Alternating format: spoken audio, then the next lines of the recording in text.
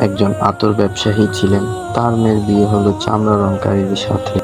চামড়ার প্রচণ্ড দুর্গন্ধ অন্যদের জন্য এক অসহ্য যন্ত্রণা ছিল। এই জন্যে প্রথম প্রথম নতুন বউয়ের খুব কষ্ট হলো। এরপর ধীরে ধীরে এই অবস্থায় তার হয়ে গেল। তখন তার কাছে তেমন দুর্গন্ধ লাগে না।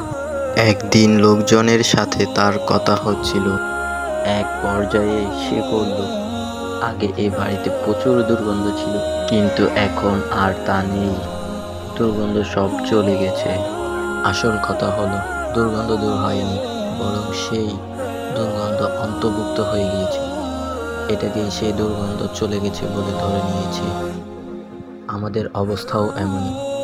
আজ আমরা হয়তো বিভিন্ন অন্যায় কাজে এমনভাবে অভ্যস্ত হয়ে পড়ি যে তা করা যে অনুচিত সেই অনুভূতিটুকু নিঃশেষ হয়ে যায়। এই থেকে নিজেদের সংশোধন করতে হবে। সামান্য অবাঞ্ছিত কাজকেও বড় অন্যায় মনে করে তা থেকে আমাদের বিরত থাকা অভ্যাস গড়ে তুলতে হবে। তখন ছোটখাটো অন্যায়কেও বড় অপরাধ মনে হবে এবং তা থেকে বেঁচে থাকার সহজ হয়ে যাবে। সুবহানাল্লাহ।